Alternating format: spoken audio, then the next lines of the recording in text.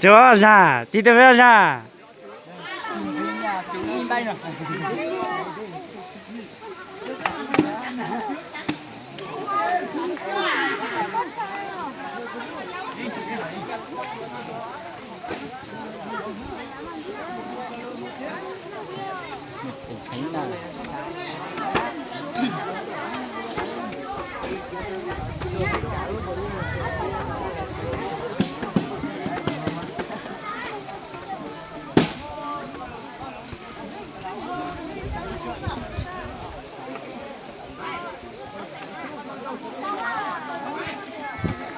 là một chuyện rồi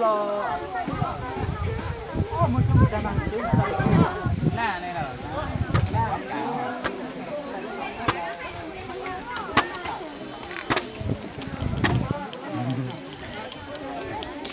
ra to, tí tao ra cái gì? đã già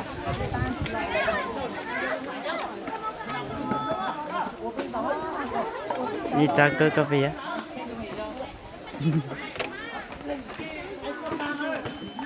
Sư rong sư,怎么听啊？ cha. Cô nhật làm có sao ra? cái thằng giang giang món này chèn hết rồi nó đã già chèn chèn luôn rất đúng rồi tôi chỉ muốn đi chợ em chú ta nói nó bán lẻ kiếm mà Ra, cái cái bắt thân đâu nhỉ? Không, chụp ảnh rất có rõ, có rong có tốt.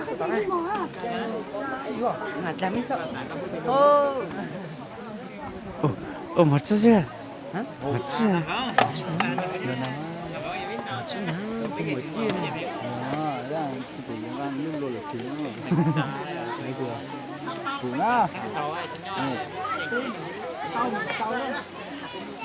giờ là gì ta? Chỉ tông của cái một cái tông cái này nó tung ra tao giải vậy nó có giải Tôi học đi là gì cơ?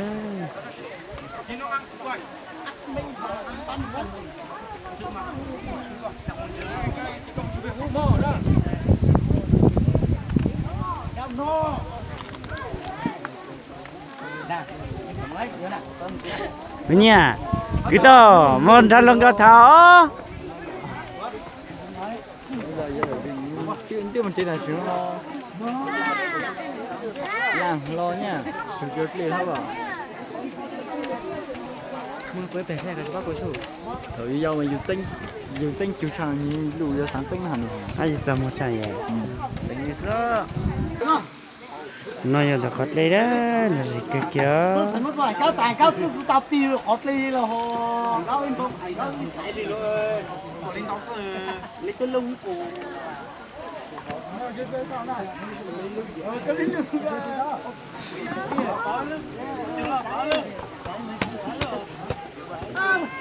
bảo mà cái làm của lô mấy này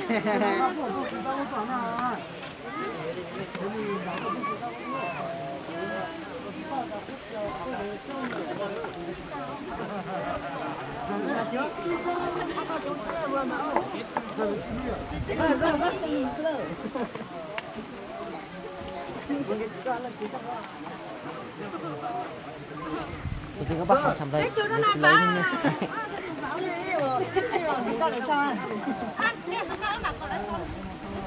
cái đó chứ mấy sợi có mấy đồ gạo luôn nó có to bây giờ nó ảnh có tôi nó còn mấy cái to luôn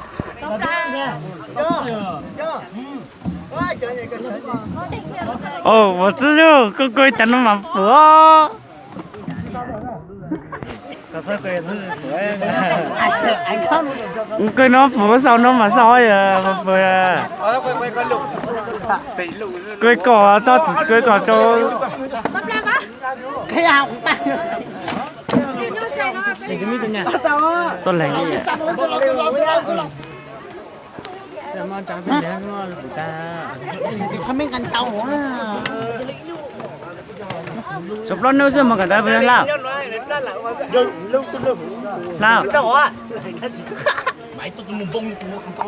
Nó được quá. Dạy con à. Con chú con đâu. Sao chú đi cho. Anh thế nào? Cái cô biết về mỗi lần tôi sang này có chú ta. Đó. Nhân lòng cảm ơn là số. Chú cái đó còn gì gì. Chú đi cho. Anh ca. Cho ta. Mình đã cho được. Sao con lúa à? Bây giờ là học cả. Nói bác khi.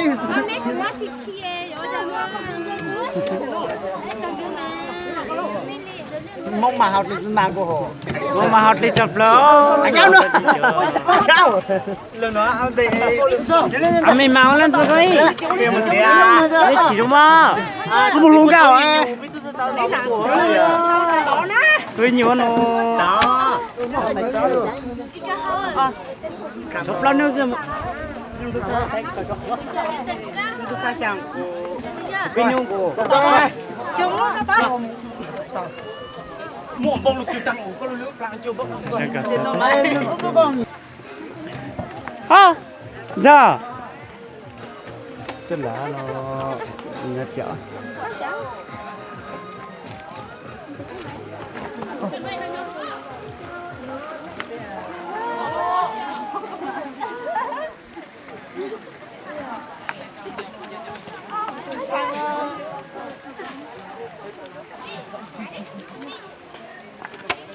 Coi hiện tại.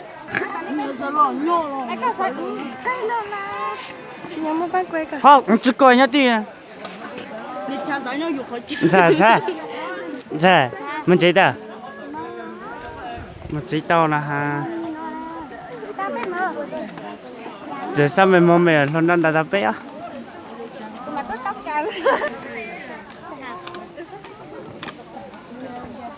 Dạ rất tròn tròn ra.